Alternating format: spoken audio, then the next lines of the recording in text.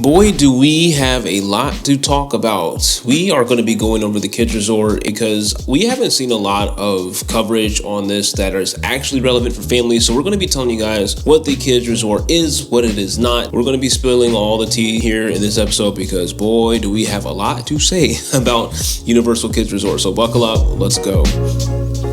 Okay, the Universal Kids Resort, as we know, opens officially on July 1st of 2026, and they recently had a media preview out there, and yours truly was not out there. We had other things going on, so real quick, let's all be real here. I recently lost my mom. She passed away actually at the same time as all of this. So we have been largely absent from YouTube and from all of this stuff. So I know she watched all of these videos, and so we're going to keep doing just that. And during that time, though, Kids Resort actually had a media preview. We had some, some of the local influencers or the non-local influencers out there to cover the new resort and give us an early preview. And to say the reviews have been less than stellar is kind of an understatement. So we're going to be looking at what it is and what exactly it means for you guys, especially for you planning to bring your young kids to this. Is it worth it? That's the first thing that we're going to be talking about. So we're breaking this up in three categories: cost, overall experience, and the theming, because everyone is really big on that theming right now. So now let's get some housekeeping on the way. These are our opinions. We are paid collaborators with Universal, so we are expressing our opinions, and this does not reflect the opinions of the company or how the company feels. We don't know anything, so let's just get that out of the way now. Okay, let's start with the thing that everyone is the most concerned about: is the price, the cost.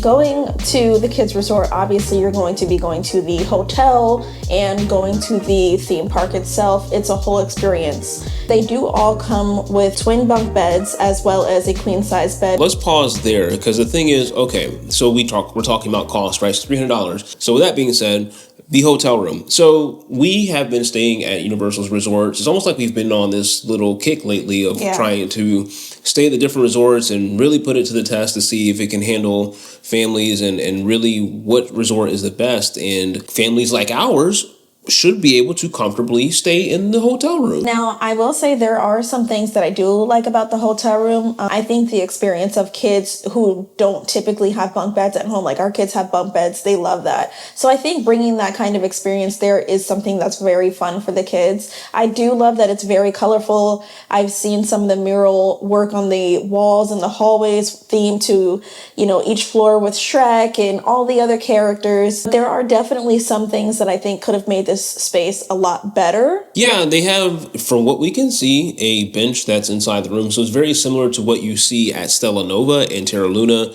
resorts. They have the bench area in place of having a couch. If you go to Endless Summer like we just did, they don't have a couch at all, but you don't really notice it. And it's great because they have like a full-size picnic table in there. So honestly, I feel like the kids have more room to move around the room, especially, if the weather's bad outside, it's stormy, you kind of want to hang out in the room. The kids kind of need like some space to just do kid stuff. Endless Summer, it definitely has our vote for the best Universal resort for families so far. Cabana Bay is number 2. Cabana Bay is a very close second. With that said, as far as theming goes, I will say it would have been nice for them to put more theming in the rooms themselves, because I think that would have got the kids really, really excited about where they're staying. The characters being on there and theme for them would have been really nice because kids, they love coloring.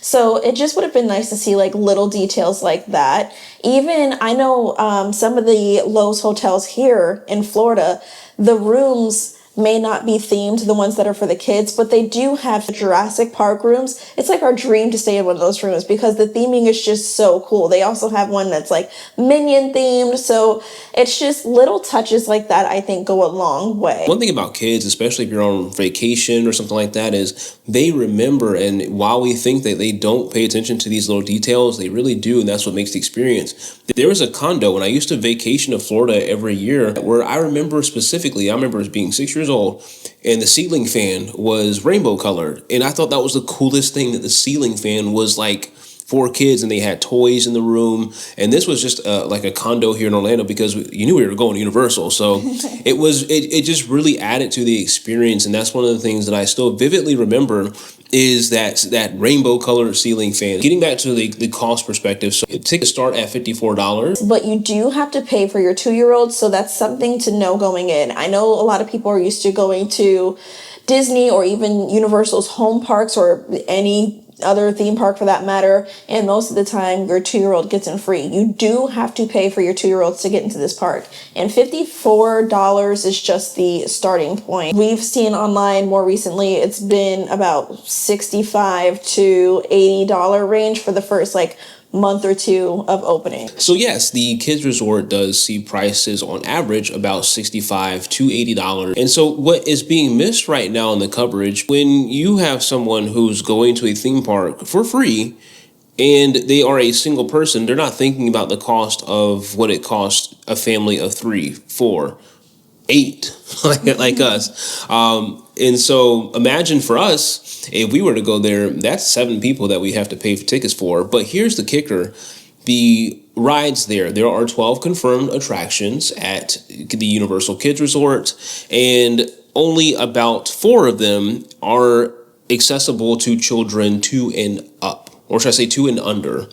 And the thing is, though, you have to pay for those tickets. And that is something that we don't necessarily co-sign on, because it's kind of strange that if you compare it to other theme parks, perhaps maybe like a Magic Kingdom or so, and I'm a numbers guy, so this is something that, I had to just look into myself, but only 18% of rides have no height requirement. 70% of the rides at Magic Kingdom don't have a minimum height requirement. The minimum starting at the kids resort is 30 inches. And in context, that's basically a 2-year-old. Exactly. And I will preface this by saying the ones that have no height requirements, again, I kind of wish we were able to go so that way we could figure this out. At Universal, some of their, no height requirement rides like Storm Force, they actually do require the child to be able to sit up on their own. So it's not like Disney where their height requirements or lack of height requirement means, yeah, you can bring your infant onto the ride with you and hold them the whole time. That basically covers the overall pricing of the theme parks. Now, you can decide which one is the better value, because if you compare the two, the difference between cost for a ticket and or experience to the kids resort versus, say, a Magic Kingdom or even the legacy parks here in Orlando, it's not much of a difference. And that is one thing that is really where we are coming from when we look at this. The resort itself doesn't seem like it has a lot to offer as far as not even just the theming and all of this stuff, but as far as just basic accommodations, like there's other hotels that have free breakfast, have more amenities in the actual hotel. Right, because you're thinking about what if a family did want to go and stay at the resort and not experience the actual kids resort itself or the theme park portion of it? What if they just wanted to stay in the hotel? Do they have stuff that they can do at the hotel that would make it worth them paying that price to stay there? Really, when it comes down to it, it is a matter of what are you paying for. The only thing I've seen is the lack of amenities in the hotel. There is one swimming pool, no hot tub. I don't remember seeing a splash pad. The pool is 0 entry, like is common at most Universal Lowe's hotels. Which is really great when you have kids. That is what the kids resort offers. If that's what it has, you can decide what to do with that information. So moving on is the thing that we all are here for. It is the theming. It is the main reason why we are all here. And again, this is where I say I'm going to just give you the facts. We're just going to give you the facts, and we can decide what to do with that. One of the main things that you'll hear out of even the people that were hosted at this event, kids don't care about theming. Well, to that I say we wouldn't be here if we didn't care about theming. Maybe not everyone, but Ashley and I grew up going to Universal, and we grew up during a time where there was King Kong, Ghostbusters, Jaws, Back to the Future, the things that we see in the parks now that we're spending money on the merch, we're spending money on the food, the experiences. because we like those attractions. If you didn't know, Confrontation, if you know anything about this channel, that's my favorite ride. It was a height requirement of 40 inches. Jaws was a height requirement of 42 inches, and Back to the Future was a height requirement of 40 inches. Theming absolutely does matter, or else we would not be in theme parks. Kids do care. We have 6 of them. We can tell you they care about theming. Theming absolutely matters. It gave our kids, I remember like preparing for going to Epic Universe when they first opened by watching those movies, and our kids got so obsessed over those characters, and just so for them to walk in and see them in the land and look at the details, they're like, oh, that's so-and-so's house, and like it just play the games, especially in Berg. Exactly. Being able to see Gobber's Forge and being able to see Clout Jumper over there, the dragon that's across from Fire Drill, the one that's in the big dragon in the land. That's theming. To say that it doesn't matter to children is absolutely not true. Kids do grow up and become adults themselves. And so if they don't have any kind of spark of imagination there, if they don't have anything inspiring them to grow more and be more creative, like what does that say about the trajectory of what they're going to do when they get older and think it's okay for like their kids and the generations to come, and just the product that you want to put out overall? It's the differentiator for me, because we're the ones, the adults are the ones that have to pay for these experiences. We have to pay to be here. And so you have to ask yourself, does this compare to my local trampoline park down the street? Because we have a trampoline park down the street where it is $45 per month. I think it's $45 per month per person. If you want to have like a yearly pass or something like that, that's the monthly payment. And to that I say, that's crazy. That's crazy. I'm like, why do I pay that kind of money to go to a trampoline park when I can pay that kind of money to go to Disney World or Universal or something like that? When we're talking about how much it costs per person and how much it costs a family overall to vacation somewhere like here versus anywhere else, that's where you have to ask, okay, well, what am I getting with this? And to be fair, from what we've seen so far, I don't know. I really don't. I can't tell you what exactly you're getting, other than we have Jurassic Park, Poppy's Playland, we have swings, we have the Puss in Boots, splash pads areas, Shrek Swamp. There are themes there, but the execution, again, we can't speak to because we have not gone ourselves. But so far, what we have seen is we don't know if it really hits the mark on that front, or if it's worth it as far as, are we bringing the whole crew here? Are we taking a trip out to Texas? Because that's another thing that we'll get into now. Who do you think it's for?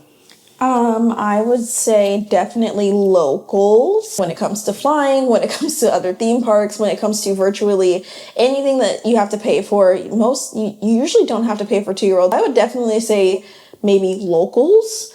I think putting in the money to travel with airline tickets and a rental car, when you're adding all of those things up, it becomes not worth it. And it's like, I would rather put that money towards going to Epic Universe or Disney World. If it's for locals, you had me fooled, because it seems like we have Orlando theme park influencers going out there to preview the park. So I guess this is a national theme park. So people are going to be traveling to this park. So keep that in mind if that's something that is worth it to you. Now, let's move on to the overall experience of the park. Now, again, we won't be able to have much to say about this because we have not been to the theme park.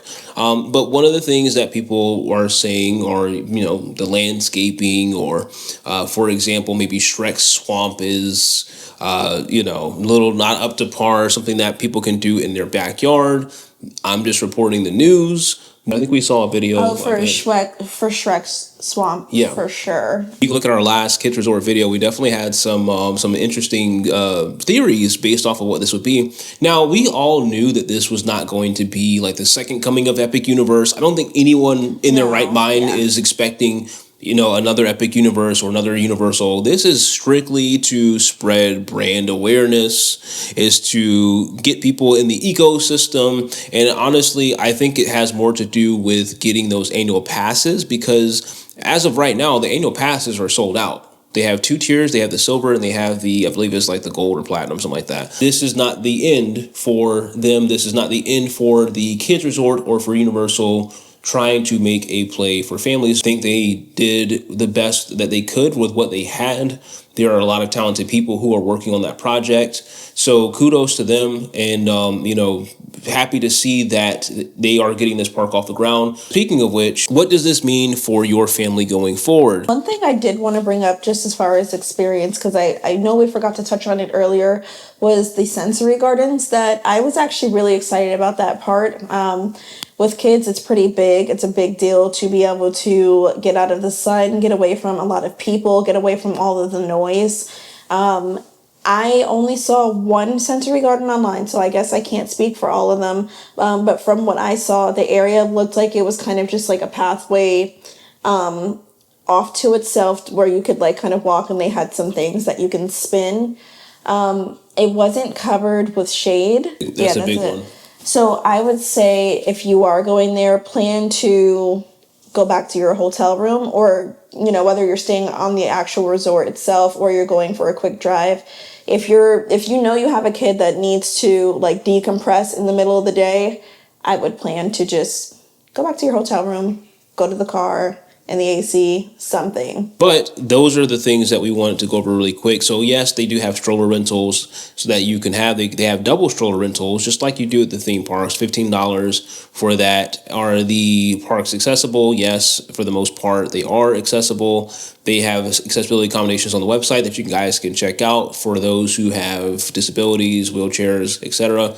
All of that stuff is available to you. The age bracket that is being marketed to is 3 to 9. As a family that we've been covering the theme parks for some years now, for 3 years now, and we've been doing this on this channel. Obviously, we lean more heavily towards Universal because we have more of a history with Universal. We love Disney as well. But with this one, Ashley, what's your opinion as far as, do you see us going age range, and do you see us going age range? I would say maybe a little bit younger than 9 years old. I feel like maybe 1 or 2 rides are geared more towards the 9-year-old. Like I think the Swings of Del Mar, like that seems like a good one. I feel like maybe 1 or 2 rides are geared more towards the 9-year-old end, but I think we're definitely sticking around that like 3 to, I would say, 6-year-old mark for the rides. Is that a good age range, you would say? Because mind you, we don't just have a 3-year-old and 9-year-old. We have kids. Our 4 out of our 6 kids range from that 3 to 9-year-old range. So we we can back it up.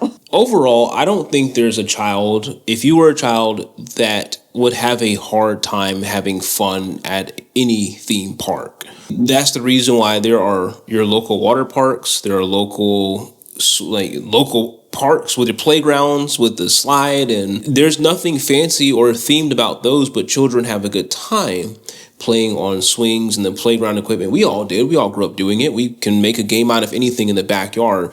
Is that worth the price of admission for something that you can either have elsewhere, or is it worth spending that kind of money on? And are we personally going to the kids resort? I wouldn't say never, but quite honestly, absolutely not is the answer for me. It's just because for what it would cost, I mean, yes, as locals, we have Disney, Universal, the actual parks right here in our backyard. But even as a local, to pay that kind of money for a family, let's just say you don't stay at the hotel. Now you're still looking at upwards of $200 to $300, and for $200 to $300 for a couple of hours of fun, and the kids at a theme park, if you guys, parents out there, if you have ever brought your children to a theme park, especially in the summertime, you know it's not going to last long. It's just a matter of, is it worth it to you? That's up to you to decide. As for us, that's the definite no. But that doesn't mean that their children won't have fun, because children are going to have fun anywhere if that is what is most important to you. So that is our verdict. That is where we're coming from with this whole thing. We wanted to give you guys the straight up facts, the truth, as far as, is this worth it to you? And only you can decide that. I would really just like to know, if you are local in the Texas area, if you do plan on bringing your kids even after seeing the media coverage. I'd like to know. I'm curious to know what it's worth it, if it's worth it to you guys, or if you feel like, no, I'd rather save up and take the trip over to Orlando to go to Epic or, Islands or Universal or even Disney World. So I'm curious to know if you're a local in that area. The last bit of criticism, or should I say the last comments that you might see online when it comes to the kids resort or theming and all this stuff as a whole, is I would just say, here's one thing. We're all here because we love something about these parks. And we have personally experienced at Disney Springs, and these companies, I'll get into this story, but these companies, they have a responsibility to their audience because this stuff means something to people. So we've seen a grown man, his wife had passed away, right? And if you have ever been in Disney Springs, you've probably seen the singing pianos, the roaming piano players.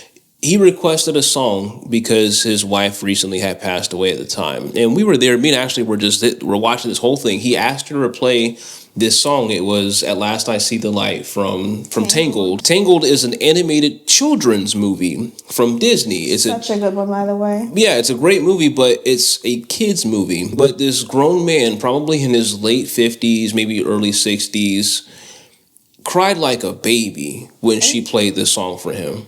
And oh my gosh, I can literally feel the chills going down my body now. It was the most incredible thing we've ever seen. Incredible, sad, like it was, I don't know what to say. Like, we both looked at each other and we were just like, wow, that's powerful. And still to this day, every time we hear that song, whether we're watching the movie or even at Disney when it's playing on the soundtracks, we look at each other and we remember that man. We remember that moment at Disney Springs, and we were just like, this is what it's all about. These things are not just for children. It's for that connection, for the memories that live on beyond just being a kid. So this stuff means something to people. So if ever it gets to the point where you think that, oh, it's no big deal, it's just for kids don't care. Kids, remember, it's the same reason why we still are paying for live action Lilo and Stitch movies, Aladdin, all this. Like, it's the same reason why nostalgia is a hell of a drug, as they say, right? It does mean something. And to give a pass on that is something that we will never, ever condone or endorse. So hope you enjoyed that. Hope that was worth it to you. Let us know what you think. If you're Texas local, connect with us. We'd love to hear from you. We actually just launched our new website, and on this website we are now putting all of our thoughts, all of our best tips, and everything that we can possibly do to help families in these theme parks, because that is what we have done from day one. And whether we get media opportunities or not, we are still going to be out here helping families, and we're going to do what we do best, and that is give you guys and ours an experience that we'll never forget. So if you like that, be sure to subscribe, and we would love to see you on the channel. Family's still growing, and I know we have been going through quite some hard personal stuff, but better times lie ahead, and we're not going anywhere. We'll see you next one.